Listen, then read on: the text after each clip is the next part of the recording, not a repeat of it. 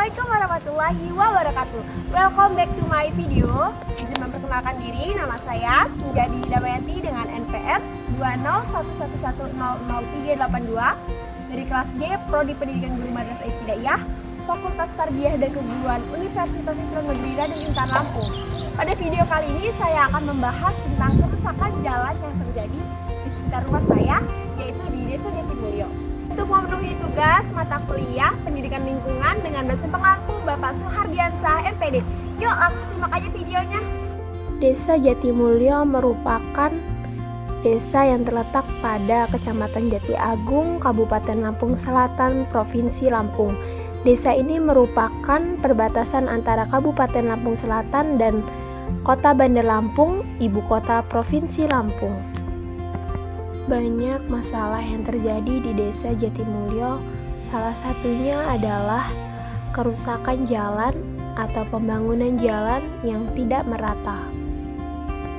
Sesuai dengan Undang-Undang Republik Indonesia Nomor 38 Tahun 2004 tentang Jalan dan Peraturan Pemerintah Nomor 34 Tahun 2006 tentang Jalan, maka wewenang penyelenggaraan jalan dilaksanakan oleh pemerintah, baik itu pemerintah pusat maupun pemerintah daerah, provinsi, kabupaten, atau kota. Sebelum kita membahas lebih jauh, yuk kita cari tahu apa sih penyebab jalan rusak. Yang pertama, ada drainase yang tidak berfungsi atau tidak adanya drainase.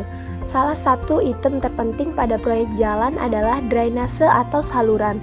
Suatu jalan yang tidak memiliki saluran atau drainasenya tersumbat akan mengakibatkan air menjadi tergenang di badan jalan.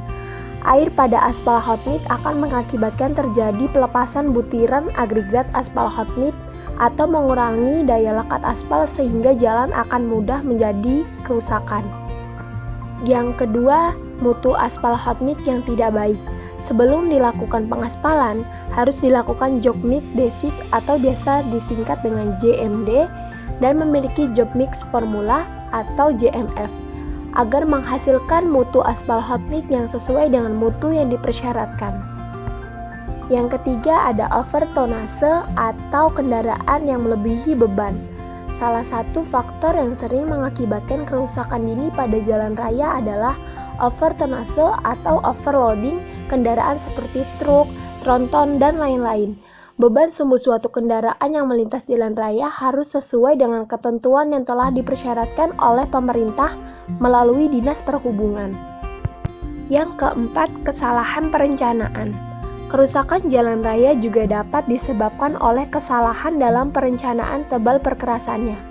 Oleh karena itu diperlukan pengambilan data-data yang tepat sesuai yang dibutuhkan untuk perencanaan tebal perkerasan jalan. Yang kelima, lapisan pondasi agregat yang tidak padat. Umumnya konstruksi jalan raya memiliki lapisan pondasi agregat kelas A atau kelas B. Pelaksanaan lapisan pondasi agregat yang tidak padat atau tidak sesuai yang dipersyaratkan akan menyebabkan aspal hot mix di atasnya menjadi bergelombang atau menjadi tidak stabil menahan terhadap beban lalu lintas di atasnya.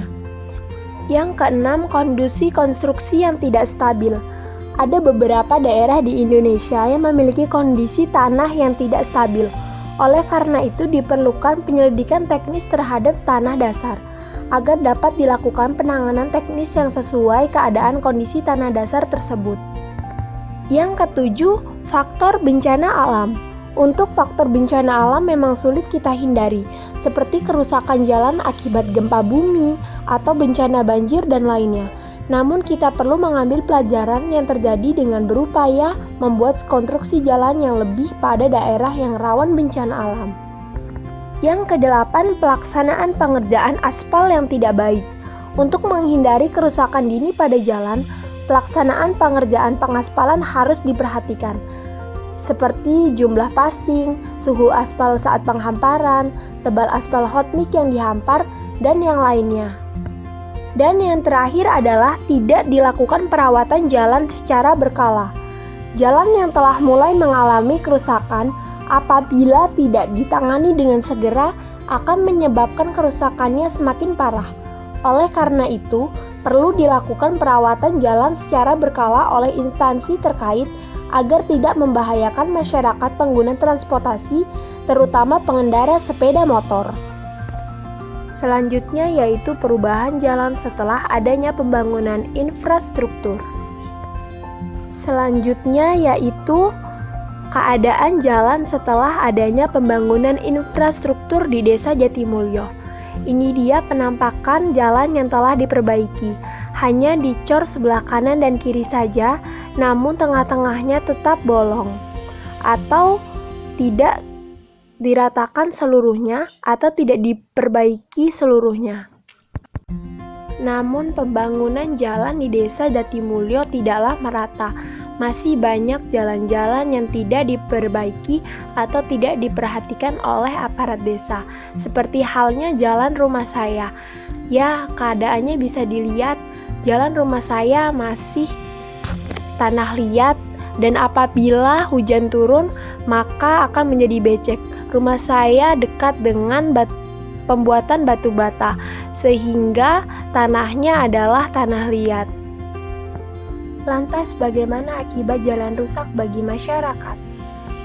Banyak resiko yang ditimbulkan akibat kerusakan jalan. Jalan yang rusak menjadikan arus transportasi barang dan manusia terhambat. Juga dapat mengakibatkan biaya operasional kendaraan menjadi bertambah karena kerusakan bagian kendaraan akibat beban dan jalan yang bergelombang dan berlubang, dan rawan terjadi kecelakaan. Selanjutnya yaitu peran masyarakat. Yang pertama, pengaturan. Peran masyarakat dalam pengaturan antara lain adalah dalam penyusunan kebijakan perencanaan dan perencanaan umum melalui pemberian usulan, saran, masukan, informasi, dan sebagainya. Sebagai contoh, masyarakat terlibat dalam pemberian usulan atau masukan dalam penyusunan regulasi yang terkait dengan jalan. Yang kedua, pembinaan. Peran masyarakat dalam pembinaan antara lain dalam pelayanan, pemberdayaan, serta penelitian dan pembangunan melalui pemberi usulan, saran, informasi atau melakukan sendiri. Sebagai contoh, masyarakat ikut serta dalam bentuk penelitian, studi, pembinaan, atau pengembangan hal-hal yang terkait dengan jalan. Yang ketiga, pembangunan. Peran masyarakat dalam pembangunan antara lain dalam penyusunan program, penganggaran, perencanaan teknis, pelaksanaan konstruksi, serta pengoperasian dan pemeliharaan melalui pemberian usulan, saran, informasi, dana, atau melakukan secara langsung. Sebagai contoh, masyarakat ikut terlibat dalam proses penyusunan anggaran tentang jalan, perencanaan, pelaksanaan konstruksi, pengawasan pekerjaan jalan, atau masyarakat ikut dalam perbaikan dan pembangunan jalan secara langsung. Yang keempat, pengawasan. Peran masyarakat dalam pengawasan antara lain dalam pengawasan fungsi dan manfaat jalan, serta pengendalian fungsi dan manfaat jalan melalui pemberian usulan, saran, laporan, dan informasi. Sebagai contoh, masyarakat ikut memberikan saran, informasi, laporan tentang kerusakan jalan, pelaksanaan pekerjaan jalan, atau penggunaan jalan yang tidak sesuai. Sekian yang dapat saya sampaikan, mudah-mudahan bermanfaat. Terima kasih. Wassalamualaikum warahmatullahi wabarakatuh.